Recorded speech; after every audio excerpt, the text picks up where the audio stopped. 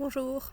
I'm in the garden on a sunny Friday afternoon after a week teaching where, really, like most weeks, I have been reminded of how difficult it is to be a learner and how wonderfully brave those of you, and actually those of us, because I'm a learner too, those of us who want to learn and who are doing our best to improve our skills are doing. It sounds a bit vain for some of you perhaps to say, well, I'm a learner and I should be really quite proud of what I'm doing. But really you have to remember that it takes courage and vulnerability like that, to learn something, to further your skills. And in all honesty, I think that often we don't pause and think about it enough.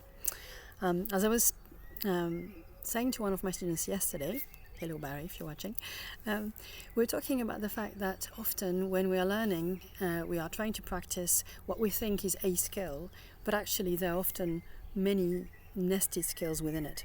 To give you an example, if you're trying to do what I'm doing now, which is speaking in a foreign language, you have to think of which words to use or idioms to use, which order to put them in. If you're speaking French, you also have to think, okay, I have verbs that I need to conjugate, I need to find the tenses, I need to have the verb endings match the subject, I have to have the right gender for the right nouns, and once I've got that, I need to make the adjectives agree. So it's lots of things in one go. And once you've got that and you think, I've got my sentence, you then have to think of how you say it. Literally what this is doing, what your tongue is doing in your mouth, how much to open or close your mouth. You know, are you saying o or o? Are you saying a? Are you saying a? It's difficult, you know. And then you have the fact that you're talking to another person, so you're also reading in their eyes, on their face, in their gestures, what they're thinking, what they might be thinking, what they might be feeling. It's a whole lot of stuff to do in one go, and usually we don't realize that, right? And then the other thing that we kind of forget is that we've spent a portion of our lives functioning in one language, and now we're trying to make our brains forget about that, forget about all these automatic things that it's been working on and it's been developing wonderfully, in order to develop other things automatically. For example, I'm French, and I learned the word attention. Attention, like pay attention, be careful. Now, I've learned that, and I've learned that it's attention. Every time in English I say attention, I have to pay attention to this. I have to think really hard, and I have to change both my thinking about that word being a different word from the word attention, because it has a different pronunciation in English and a different context a lot of the time too.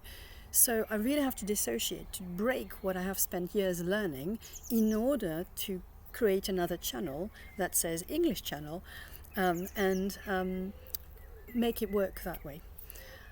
Now, mostly, I don't really think about it, although it's Friday evening, and on a Friday evening, sometimes I revert to French because I've spent most of the week teaching French. But most of the time, I don't think about it. I speak English and I don't really think about it.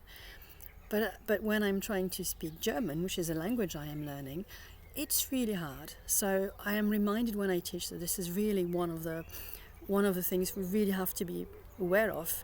And when we think, this is really hard, I can't manage to go through this, I should know better, we need to treat ourselves kindly and say, okay, I have learned this, or I have practiced this before, but I'm trying to do several things at once, and that requires more practice. Therefore, all I have to do is practice. That's it.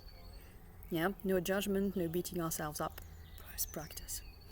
So there you go. That's my thought for a Friday afternoon. Now I'm going to go back to listening to the birds singing, which they seem to be doing wonderfully, and look at the blue sky and this lovely tree behind me. And I will wish you all un bon week-end, un week-end au soleil, peut-être, ou sous la pluie, ça marche aussi. And whatever you're learning, whether it's French or anything else, please be kind to yourself. And if you want to learn more French, if you have ideas of things you would like me to explain, or if you have questions, please send me a message because I'd love to hear from you. Salut, bon week-end!